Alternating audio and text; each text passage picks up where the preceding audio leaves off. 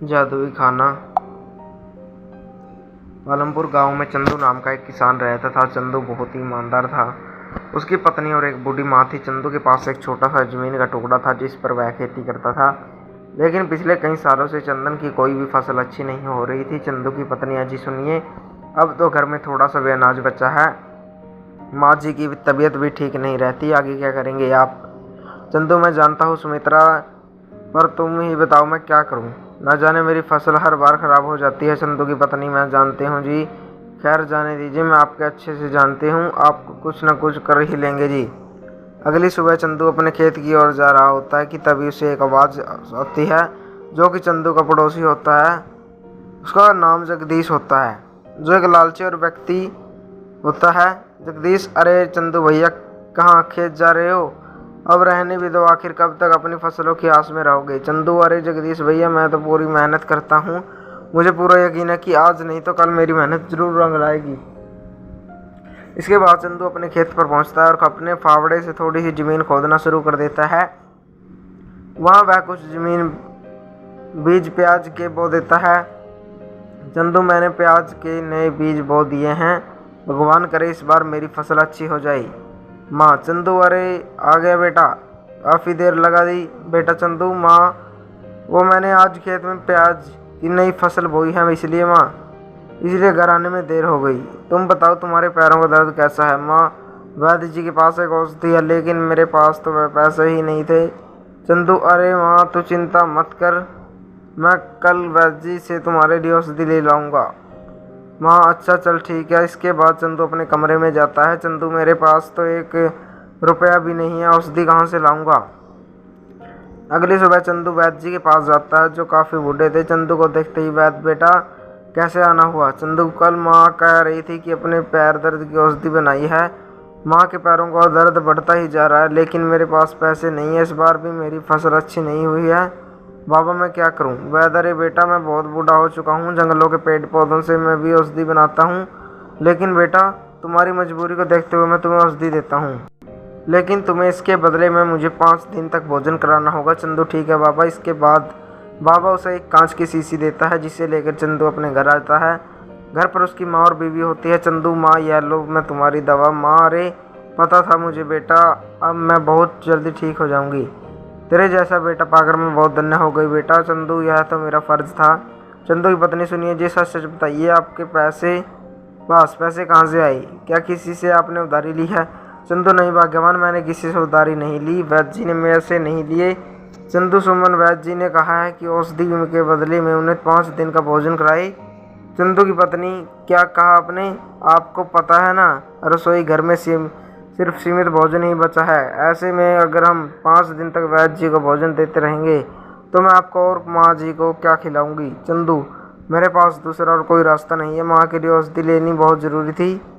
दोनों बहुत दुखी हो जाते हैं। चंदू की माँ भोजन खाने लगती है, लेकिन चंदू सिर्फ देख रहा था। माँ, बेटा तू भोजन क्यों नहीं खा रहा है? चंदू, खा लूँगा माँ, तुम खा लो। इसके बाद चंदू की माँ अपने कमरे में चली जाती है और चंदू अपना भोजन लेकर पापा के पास आता है। चंदू, पापा, मैं आपके लिए भोजन लेकर आया हूँ, खा लीजिए, मैं तुम्हारा ही इंतजार कर रहा था, बहुत जोरों की भूख लगी है बेटा। बाबा उसका भोजन खा लेता है। 5वें दिन चंदू की पत्नी, सुनिए जी, आज तो रसोई घर में सारा अनाज खत्म हो गया है, आज क्या बनाऊंगी? चंदू यह सुनकर बहुत दुखी हो जाता है। चंदू अपने खेत में जाता है और देखता है कि उसकी बोई प्याज की फसलों में से एक प्याज खिलाई है। चंदू उसे तोड़कर अपने घर ले जाता है। चंदू की पत्नी, ये क्या है जी?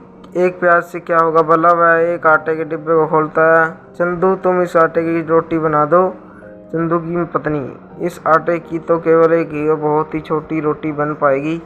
चंदू, तुम बनाओ तो सही। इसके बाद उसकी पत्नी थोड़े से आटे की एक छोटी सी रोटी बना देती है। उसे देखकर चंदू वैद्य जी के पास जाता है। साथ में, मैं अपनी प्याज की फसल में से सबसे पहले जो प्याज खिलाई थी वह ले आया हूँ। वैद्य, कोई बात नहीं बेटा, मैं आज यही खा लूँगा। प्याज और रोटी खा लेने के बाद, वैद्य बेटा तुम बहुत अच्छे इंसान हो, मैं तुम्हें कुछ देना चाहता हूँ। तभी वैद्य बाबा अपने पिटारे में से एक सफेद रंग की पोटली निकालते हैं और चंदू को दे देते हैं। वैद्य, यह लो बेटा, यह चमत्कारी औषधि है, इसे तुम जिस भी चीज़ में डालोगे उसका स्वाद 10 गुना बन जाएगा। तुम एक डब्बा खोलो तुम जो भी खाने की चीज़ बनाओगे उसमें इस औषधि का इस्तेमाल करना, यह तुम्हारी कमाई का साधन भी बनेगा। इसके बाद बाबा ज़ोर ज़ोर से हंसने लगते हैं। बाबा की बात सुनकर चंदू भी खुश हो जाता है। बाबा इसे पोटली लेकर चंदू अपने घर आता है। चंदू की पत्नी, अरे ये आपके हाथ में क्या है जी? चंदू अपनी पत्नी को सारी बात बताता है। चंदू की पत्नी, क्या सच में यह चमत्कारी पोटली है? लेकिन कहाँ से लाएंगे हम अनाज? चंदू, हाँ कुछ समझ में नहीं आ रहा। तभी चंदू के घर एक औरत आती है जो चंदू की पत्नी की पड़ोसन होती है, मीनाक्षी। अरे सुमन भाभी, भाभी आओ। आप मीनाक्षी, मैं आपके लिए कच्चे चावल और दाल लेकर आई हूँ। इस बार हमारे खेतों में बहुत अच्छी फसल हुई है।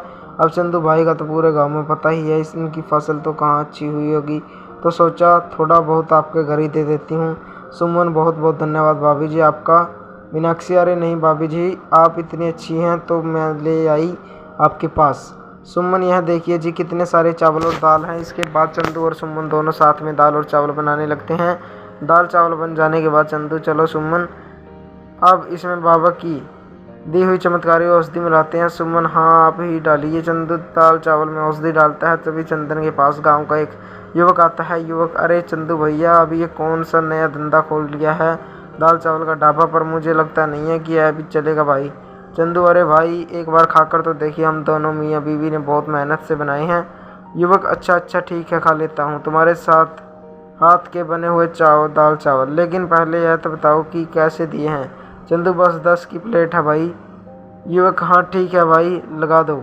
इसके बाद चंदू की पत्नी उसे एक प्लेट दाल चावल देती है। युवक दाल चावल खाता है। युवक, अरे भाई इसमें तो बहुत स्वाद है, ऐसे दाल चावल तो मैंने कभी नहीं खाए, जरा एक प्लेट और लगा दो। जगदीश ने आकर देखा, वह बोला मुझे कुछ करना होगा। चंदू के ढाबे के पास गया। जगदीश, अरे चंदू भाई कैसे हो? आज बड़े जोरों की भूख लगी है, जरा एक प्लेट दाल चावल तो लगा देना। चंदू, अरे भाई अब तो दाल चावल खत्म हो गए। जगदीश, यार भी कोई बात हुई? चंदू भाई इतने मन से आया था तुम्हारे ढाबे पर, खैर अब जाने दो, अच्छा चलता हूँ। चंदू, अच्छा रुको भाई, मैं अभी तुम्हारे लिए दाल चावल बना देता हूँ।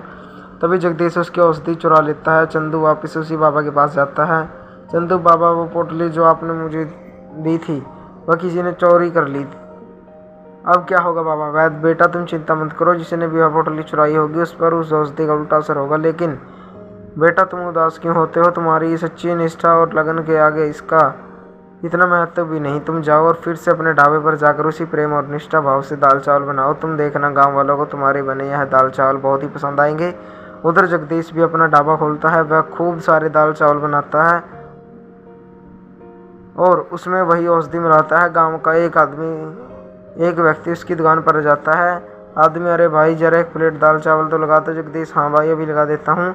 जैसे ही वह आदमी दाल चावल खाने लगता है, उल्टियाँ करने लगता है। आदमी, अरे यह क्या बकवास दाल चावल बनाए हैं, जब बनाना ही नहीं आता तो क्यों बेचते हो? इसके बाद गुस्से में वह आदमी वहाँ से चला जाता है। चंदू और उसकी पत्नी बहुत मेहनत से बिना औषधि के दाल चावल बनाते हैं। सभी गांव वालों को वो बहुत पसंद आते हैं और उनके ढाबे पर फिर से लोगों की भीड़ लगना शुरू हो जाती है।